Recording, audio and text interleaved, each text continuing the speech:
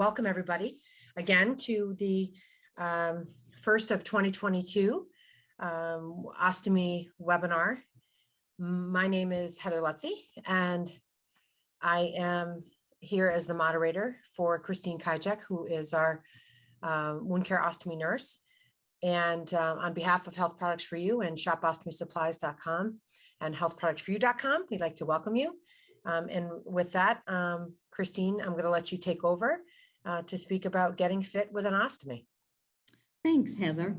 So at the start of every new year, we always make some resolutions, and one of the most common ones is to make changes in our lives to get fit and live a healthier lifestyle.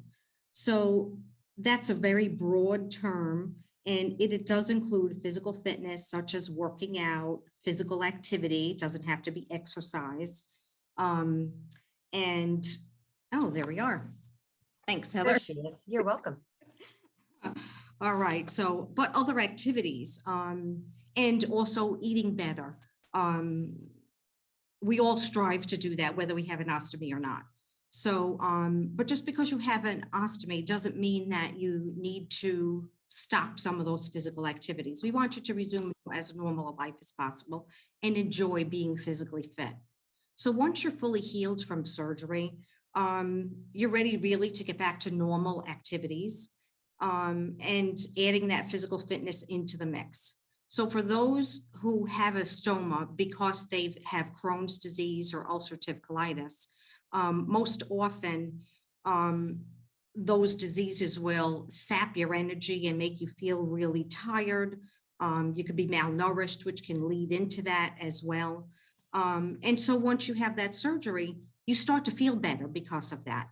And so this should be a nice start for you once you have this surgery.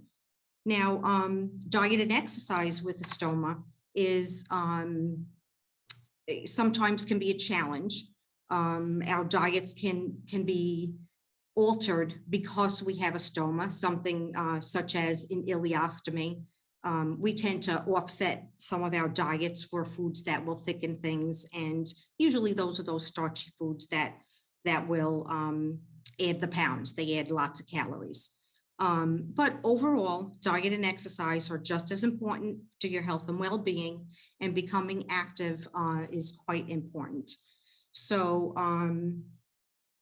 this change now in your dietary restrictions might help you be able to add bulk if you've lost a lot of weight, get back some of those nutrients that you haven't been able to absorb, and get you back to moving into an exercise routine and feel comfortable doing that. That sounds great. So how would you encourage somebody to get started? Well, first, let's dispel the fact that you need to join a gym. You don't. There's plenty of activities you can do without being part of a gym. You don't have to buy special clothing. You don't have to throw away all the favorite foods that you like to eat.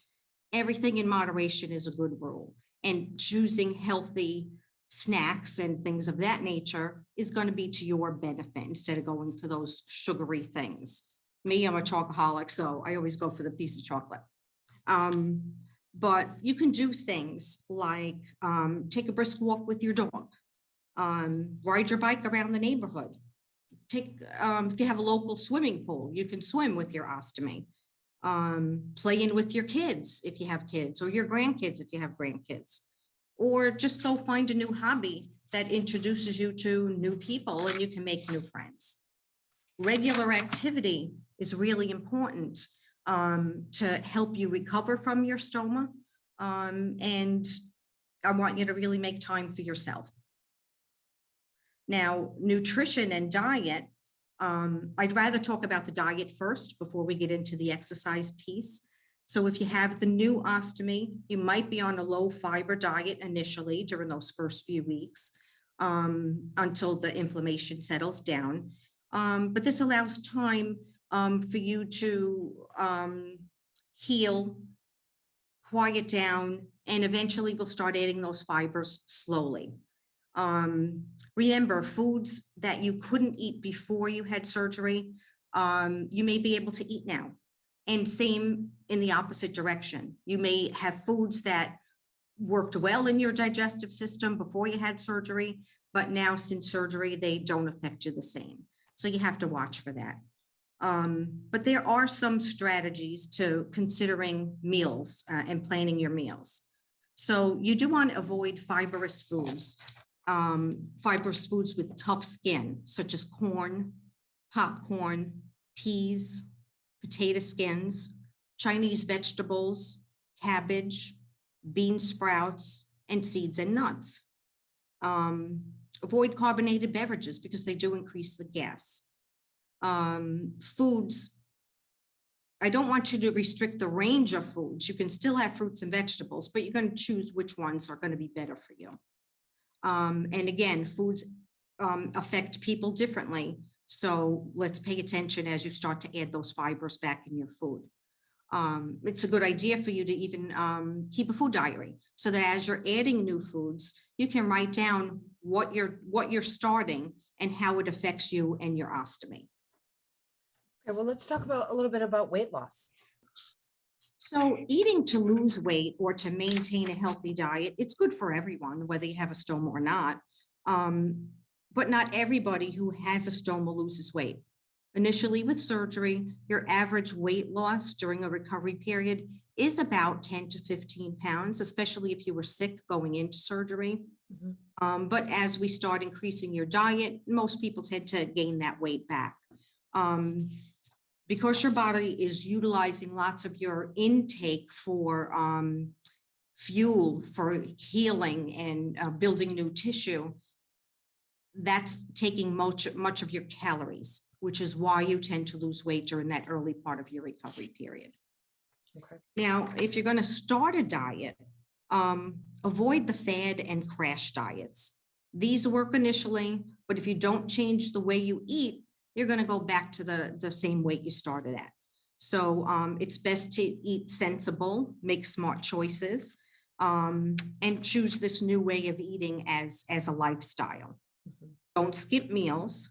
And if you have an ileostomy, skipping meals can really cause you to have very watery, loose output. So it's recommended too that you do not do a liquid diet when you have an ileostomy, because that's going to cause havoc and actually dehydration. Weight loss is best when you do it slowly. Avoid the sugary foods and sugar substitutes, even that artificial, can play a big part in how things affect your digestive tract. What about portion control, Christine? Yeah, portion control, great. Portion control is very important to eating healthy and being on your way to losing weight. So try choosing a smaller plate. That's one. Number two, look at your plate as a clock. All right, cut it into 4. So you've got 4 quarters. One side, 2 quarters should be your vegetables. Okay. And your protein should take 1/4 of the plate, and your starch should only take 1/4 of the plate. Now, a serving of protein is about 3 to 4 ounces. And you can, if you don't have a scale to weigh that, think about the thickness of the palm of your hand. Okay, use this. If you're choosing eggs for a protein, you want to choose only what your hand can hold. So mostly for women, it's usually 2, maybe 3 eggs. For men, it's 3, possibly 4 eggs. But your meats or fish or whatever protein you're choosing should fit in the palm of your hand. That's about 3 ounces. Portions of vegetables. If you're not putting things on a plate, size of a softball, that's about 1 serving of vegetables. And it is best to have 2 types of veggies during your meal. A portion of fruit. Fruit is considered a portion the size of a tennis ball. If for things like berries, grapes, tropical fruits, also that tennis ball would be about a 1/2 cup. 2 servings of fruit per day is good. You're going to get those benefits of what the fruit nutrition has to offer. but limit some of that sugar intake. Well, the fruits will limit it. You know, when you want something sweet, go to a fruit rather than that piece of chocolate. If you're bothered by fibrous skins of fruits, such as apples or pears, peel them first. This way you get the benefit of the fruit. Fats. So fat portions are really important because your body does need some of that fat. And a portion should always be measured for the fats that you're going to eat. And it's considered 1 tablespoon or the size of a Super Bowl. If you're choosing nuts or seeds or olives as your fat portion with your meal, it should be 1 closed handful. If you like avocado, that's a good healthy fat. And that would be 1/4 to 1/2 of an avocado. If you're going to snack, a lot of people, you know, when you're limiting how much you're taking in, you might need a snack. Choose the healthy ones. Again, choose a piece of fruit, choose a handful of nuts if you're allowed to have nuts. And the nut butters are really good. You can use that as your fat as well. Almond butter, sunflower butter, those are all great as far as nutrition and not having to eat the hard nuts when you're not allowed. If you're going to be working out, have a snack prior to working out. It should be a protein and a fat. And then after you work out, choose another snack that's dense in carbohydrates, something like sweet potatoes, butternut squash, and to add a protein. You always want to add a protein. So with some of the food choices, I know that it can affect an ostomate's output. So can you talk a little bit about how to manage the output? Sure, Heather.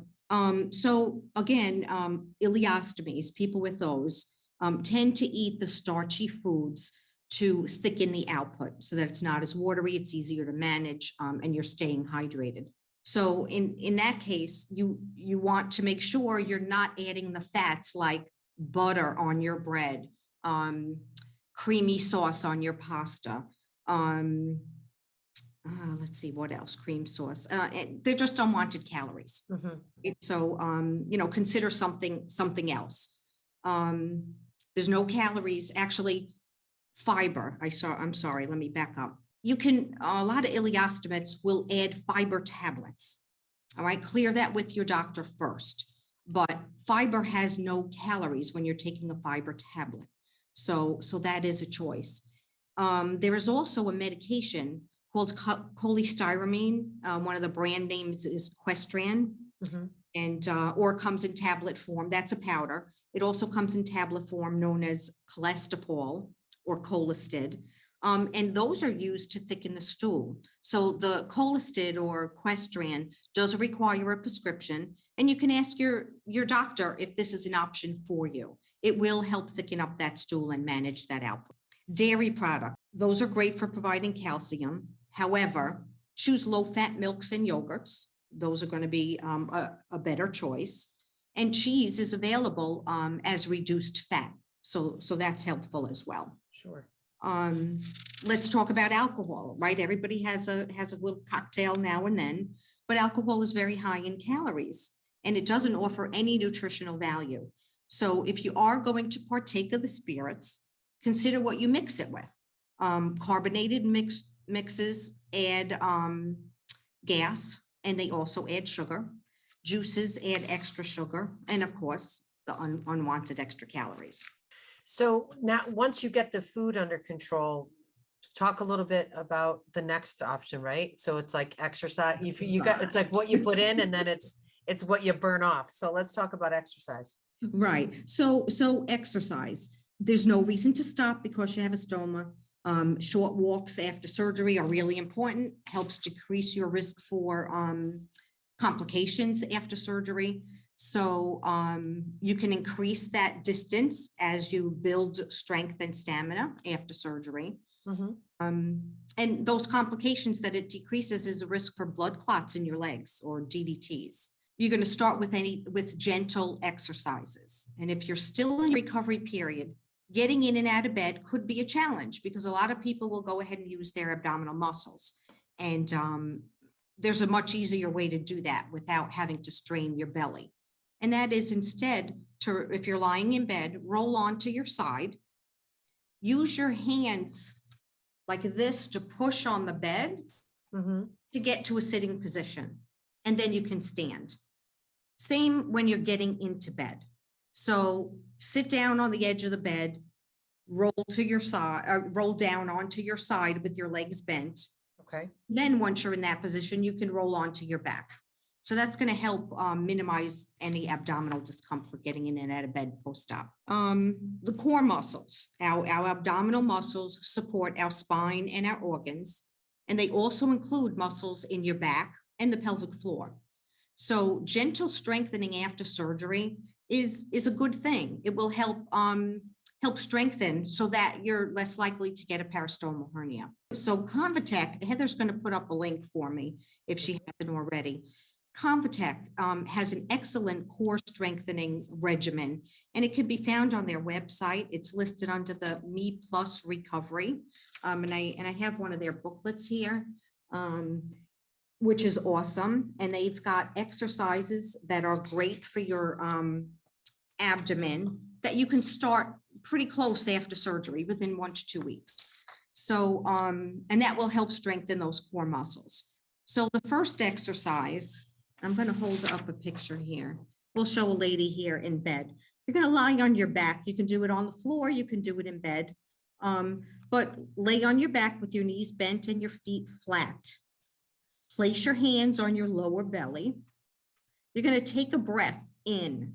And as you breathe out slowly, I want you to tighten your abdominal muscles and tighten it, thinking about pulling your abdomen down towards your spine and your hands. Okay. You're going to hold that for about 3 to 5 seconds, but continue to breathe. I don't want you holding your breath. Then relax your muscles, and you're going to repeat that 5 times. As you get used to doing that, you're going to build that strength, and you'll be able to do more of them. So Christine, I just put that link on there. As they go through, is there a list of exercises that they can go through that are on there just like that you showed? Yes, these are actually printed from that booklet on the website. Okay. So everything I'm showing you, you will find on that website. Okay, wonderful. Not only going to show you the core things because of your stoma, but other ones that will help, just get your heart rate up, marching in place kind of things to strengthen your arms as well. Okay. I'll go through some of the easy exercises specific for the abdomen. Okay. Now, once you get the hang of tightening those core muscles, you can do it standing up. You don't have to be lying down, and you can do it anywhere. So the second one that's on there, it's called the Pelvic Tilt. I want to make sure you can see that. So you're going to lie again on your back in the bed or on the floor with your knees bent and your feet flat. Flatten your lower back into the bed or the floor while gently pulling your pelvis towards your chest. It's a very subtle movement, so it's not anything big. It's more like a rocking. Don't push on your legs because you want to use those pelvic muscles. And it's, again, a gentle rocking motion. Hold this position for about 2 to 3 seconds, then relax. And you're going to repeat that about 5 times. And again, as you become stronger, you can increase the amount that you're doing. The third one I'm going to review with you is called knee lifts. Now, are you seeing these pictures okay? Yep. Okay, so here you're going to sit on the edge of the bed. Oh, wait. Nope, I got the wrong one. Sorry, knee rolls. Lie on your back, again, feet bent and feet together. You're going to tighten your abdominal muscles, and that means pulling it towards your core, down back to your spine, but always breathe regularly while you're doing these exercises. So then you're going to let those knees roll to one side, but keep your shoulders flat on the bed, and keep your ankles together as well. Let your knees go as far as comfortable, And you probably won't be able to get them all the way down, which is fine because we're just starting very gentle. But doing this will strengthen those muscles. Then bring your knees back to the center and drop them to the opposite side. And you're going to repeat that 10 times. Okay. The fourth one is knee lifts. This is a good one. Again, you can do this anywhere. Make sure you can see that. So you're sitting on the edge of the bed or a chair, feet firmly on the floor. You're going to place your hands on your knees. Sit up straight, no slouching. Tighten those core muscles again by pulling towards your spine.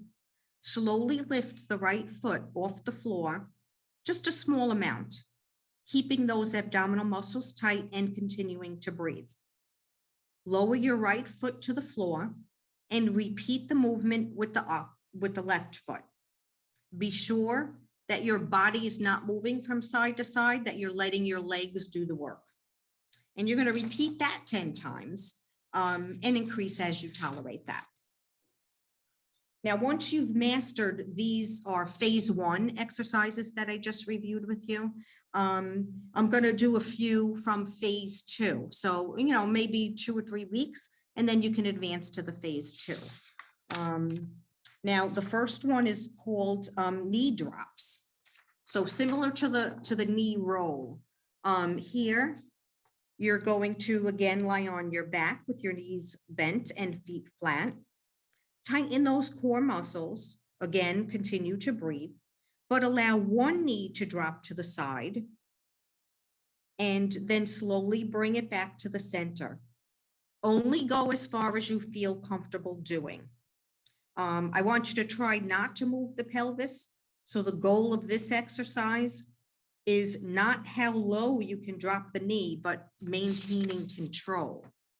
And then you're going to repeat that with the opposite leg and do 10 on each side. The next one is called leg slides. So all of these offers, somewhat different variety. The leg slides, again, you're going to lie on your back with your knees bent, tighten those core muscles, slowly slide your heel away from you and straighten the leg, keeping control and maintaining that core muscle. Pull the leg back up slowly and repeat the opposite side. All right, again, you're going to do 5 to 10 reps on each side. Just a couple more, and then we'll move on. Now, this one is called knee circles. Again, you're going to lie on your back, bring your knees up to your chest, and you're going to circle one leg at a time. So tighten those core muscles again, place your hands on your knees, continue to breathe normally. And while those muscles are engaged, you're going to make small circles with the right knee. Be sure not to move the rest of your body. Movements should be slow and controlled. And you're going to repeat that 5 times as well, and then do the other side. So those are the bulk of the core muscles. Again, phase 2 on the website. We'll have additional exercises to help with arms and just overall strengthening. So phase 3, I'm just going to review 2 exercises from phase 3. The first one is called the bug. All right. So this one, again, you're going to lie on your back with your knees bent. Put your hands on your belly. Tighten those core muscles again and continue to breathe normally. Slide one leg out with the heel on the floor, so you're straightening that leg. And at the same time, you're going to take the opposite arm and slowly move it over your head towards the floor. Hold it for a moment, and then slowly bring the arm and the leg to the starting position. Now, remember to keep those stomach muscles tight and continue to breathe. You're going to repeat on the opposite side. Do 10 to 15 reps. When you start, you might only be able to do 5, but as you gain strength, you'll be able to add to that. Now, my last exercise from phase 3 is similar to a sit-up, but less strain on your abdominal muscles. want to make sure you can see that. Yep. So this exercise, you again lie on your back with your legs straight and your toes pointed. Tighten those core muscles again. Place your hands behind your head and slowly curl your shoulders off the floor. It's a very small movement, but exhale while you're pulling your tummy tight. Slowly curl down with control and repeat. You're going to keep this core, your core muscles engaged while you do this, and you're going to do that 10 times. And of course, add as you gain some strength. So these exercises are awesome, and this is great information. What I'm wondering though, are there any exercises that you would think that should be avoided, Christine? Yeah, there are a few because they put you at risk for developing a peristomal hernia.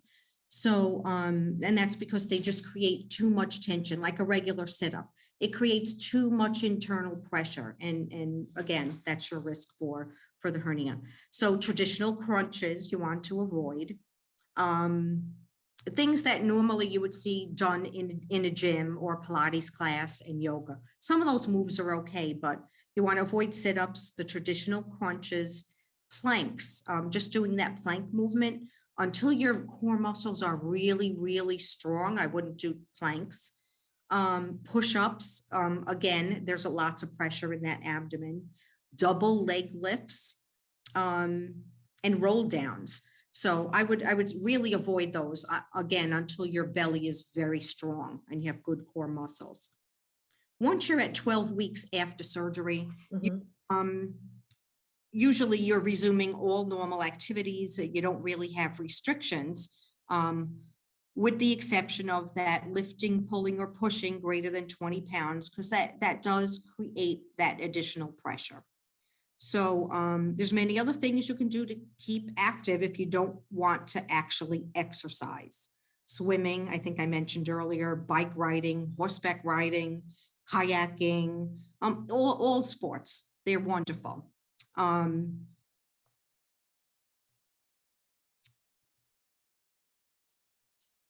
But just keep active, whether you're taking a walk with your neighbors, anything along those lines.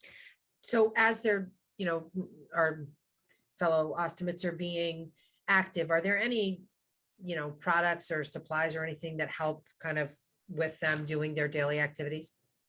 Absolutely. So, everybody wants to feel secure with their pouch. So you want to just take a little extra precautions if you're going to be working out or jogging or going to be out and about and swimming. So one of the first things I have a lot of patients that use are these elastic barrier strips. They go right around the flange of your ostomy. So that adds adhesive surface, so people will feel a little bit more secure. They also come in Y-shaped as well. Let me turn that the right way. So you've got the Y shapes. So that's the first one. Also, they make, if you're going to swim, they make a waterproof tape. It's helpful if I put the box the right way. Waterproof tape, high tape, they call it actually. So that's another one that's great for swimming. If you're worried about keeping your ostomy discreet during exercise, a lot of people, women first, would wear high-waisted leggings, or a large t-shirt to hide that pouch. But you can consider a support belt, right? This one is from New Hope. It's elastic. It's got an opening there for your stoma. And so that's great to offer support. Coloplast has a support belt. It looks like this. And that's Velcroed right around. Good product. And then some people will wear Spanx. So, because those fit nice and tight. The only thing you have to remember with that is if you have thicker stool, if you're wearing Spanx that are really tight, it may hinder the flow of output from your stoma. So you do have to be careful with that. Sure. Yeah. Yeah. Some people will use compression shorts, bike shorts, that spandexy kind of stuff. We also have the stealth belt. All right, people will wear this. It velcros, and it's got opening here for your pouch. And it also has a zip in the bottom so that when you need to empty your bag, you could just unzip it and empty it and then zip it back up, and there you go. So that offers support for your pouch. And again, my favorite, the Ostomy Secrets. All right. I'm telling you, you're gonna have to get a contract from them. You're such an I know, influencer for right? Ostomy Secrets. I know. They make the wrap. Okay. And so again, this wrap, it has a pocket here on the inside. It's hard for me to show you that, but on the inside that holds your pouch. So, so this is a nice option as well. Awesome. So with all of the stuff that you've suggested, you know, if everybody follows and they start to really kind of check off some of their resolutions for the new year, if they start to lose weight, you know, it may change what's going on with them and with their stoma and with, you know, what happens, you know, what suggestions can you give to somebody whose body is changing as a result of them losing weight? Sure, and that's a wonderful thing. So losing weight and slimming down, everything fits better, including your pouch. So and that really means when your pouch fits better that you have less of a chance of leakage. So as your body's changing, make sure that you're measuring that stoma regularly, because you might have to adjust the size to that. Used stoma paste or moldable rings. My favorite is the Protective Seal by Brava. This is a really good one. If you're having a difficult time, call your ostomy nurse or find a support group who can help you. Call your doctor in hopes that they can get you to somebody who can help you get the right fit. And another benefit from eating right and losing weight is the improvement in your mood, and your mentation and your feeling of well-being. You'll have more energy. And I'm going to end by saying cheers to you in 22. Aha, that's great. Yeah, thank you so much. This was such helpful information, and I hope that all of the people who listen today and watch this are gathered as much, you know, success from this, all of this information to move forward and make their 2022 a successful one and healthy. Yes. And active. And Yeah. active. So I think now, yeah, so we're going to open up, there was a Q&A. We're going to open up the Q&A session for a few minutes. And there is one that came, there's one that's been asked if we could talk more about diet. Okay, so so more about diet. Is there something specific? Because again, your portion control and choosing the right foods are going to be better as far as weight loss and being healthy and getting the right nutrients that you need. Again, if you're using those starches because you need to thicken your output, consider those fiber tablets or talk to your doctor about the cholestyramine. Let's see. So, you know, as far as diet goes, I typically never do calories as far as that goes. It's hard to count calories. And if you're counting calories, you still might be eating the wrong foods. Things like the sugars, okay, the butter on the bread, those kinds of things. So if you're really measuring what your portion size is, that's going to help you reduce the number of calories because you're taking in less. So again, everything in moderation. Look at what you're drinking.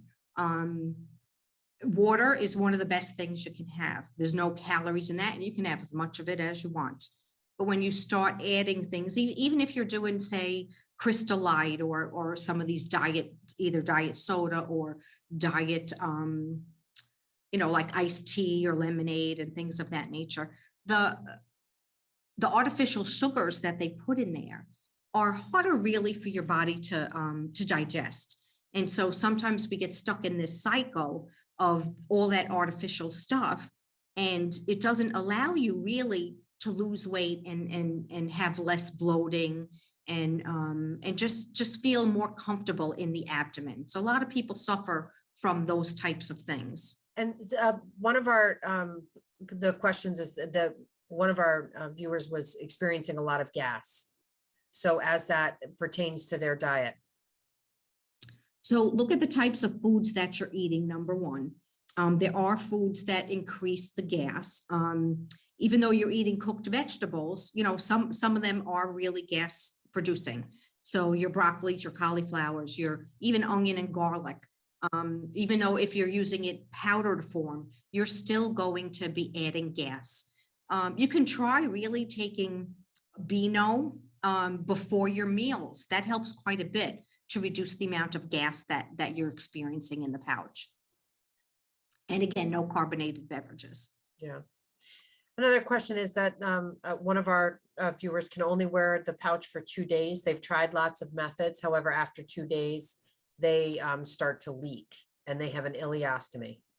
Right. So ileostomies, the output is, it's very acidic because typically your digestive enzymes, as they travel through the digestive tract, get absorbed at the end of the small intestine, and some in the colon, but you don't have that function.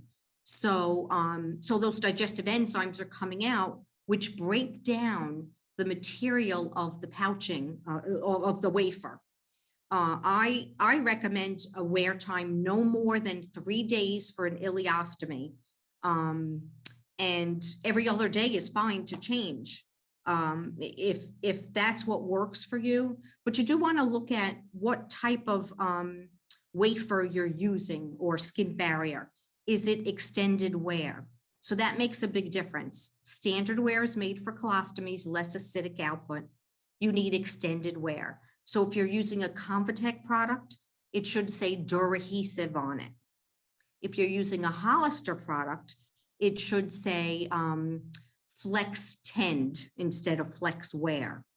And if you're using a Coloplast product, that should also be the X Pro is extended wear. And I would also add the protective seal. This type of seal, it's so wonderful. I don't know if you've ever used any of the moldable rings, but it's stretchable. So you can, you know, make it to fit you, okay, right around your stoma. But this product has an absorbability to it. So when there's moisture there, moisture on your skin, it absorbs into this. So you're going to have less skin breakdown. And so I would recommend trying this. And you can use this Brava is Coloplast, and you can use it no matter which pouching system you use. It's interchangeable, but I love this product. This is great. Just hang on, Christine, see if anybody else has any other questions before we wrap up. Another minute. This is really helpful information. It was great. Yeah, you know, everybody needs a little help with that understanding the exercise piece. You know, it doesn't mean just because you have a stoma that you have to back off of all of that. And going through these websites, it's quite amazing and inspiring that there's a lot of people who run marathons with stomas, and they work out, and they're just amazing. So physically fit, and they do it all with their stoma, and they all have their own little secrets of what works for them.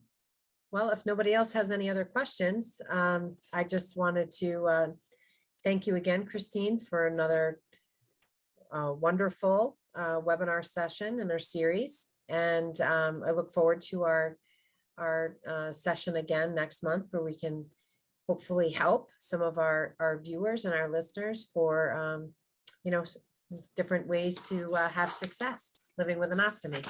Absolutely. Oh, it looks like we have one more question. Hold on. Okay, so the other another question is how to use barrier paste. So the stoma paste, most places will call it a stoma paste. On the back of your wafer, and I apologize because I didn't bring a wafer with me, but on the back of your wafer, as I mentioned here, with this, you know, you stretch it. What you would do on the back of the barrier that sticks to you is apply the paste right around the opening here. You usually don't need a lot of it, but you would apply it right here. And that again works as caulking, so that just like the tiles in your shower, you don't get water behind it because it's been caulked. So the paste and this works as caulking. And you can use that paste to fill in if you've got any uneven surfaces, like a little dimple on one side or a little crevice on one side or a fold. People will use the paste or something like this. And again, just put it right around the opening to your pouch, and then apply your pouch. Okay, so another question was, what is the name of that ring? And I think it's the Bravia, right? What's the name of that? Brava Protective Seal. Yeah, it's a Coloplast product. It's a Coloplast product, correct?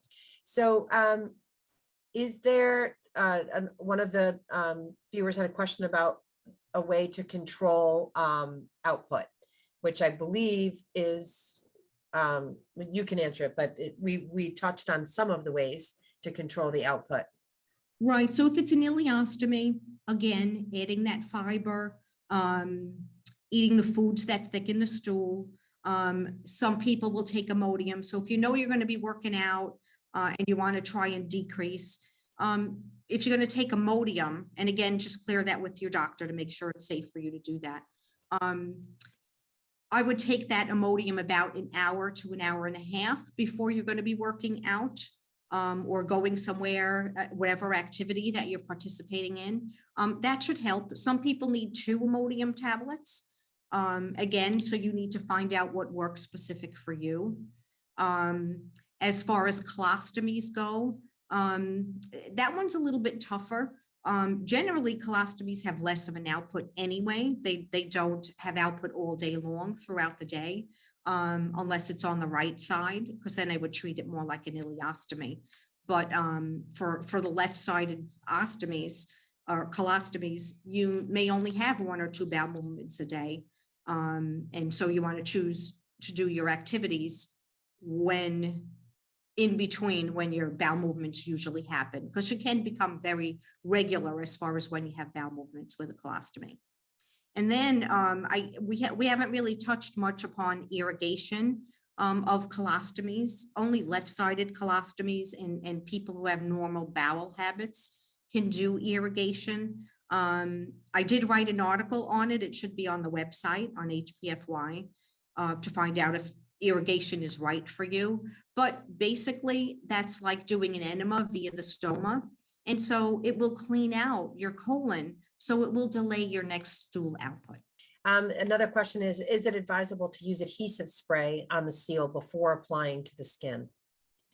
So Hollister makes a really good adhesive spray. And generally that gets sprayed onto the back of the wafer or the barrier. And you have to let that dry. It takes about 10 minutes. If you, some of my patients have skin that they just have a difficult time getting good adherence. And so I would still prep the skin, but using that medical adhesive does make it even more sticky. So much sticky that you might need an adhesive remover to get it off. So that's a possibility if you're having trouble getting something to stick well. Good questions, everybody. Yeah, they are good questions. Yeah. Jump off because these good questions have been coming in. So yeah. So if anybody has any other questions, please feel free to ask. Oh, here it comes. Oh, he's just said thank you. Oh. And I hope it helps. Okay, it doesn't look like there's any more open questions. So I say with that, I would say, again, thank you so much, Christine. Thank you to everybody who joined this webinar tonight. Hope it was valuable. It certainly was a lot of wonderful information about staying fit and healthy with an ostomy, especially as we embark on this new year, 2022. So I wish everybody certainly a happy new year and best success as you go into 2022 and meeting all your health and diet goals. And Christine, thank you so much for your time. This was great information. And I look forward to seeing you next month. Thank you, everybody. And again, cheers to you in 22. Yeah. Have a good night, everybody. Good night.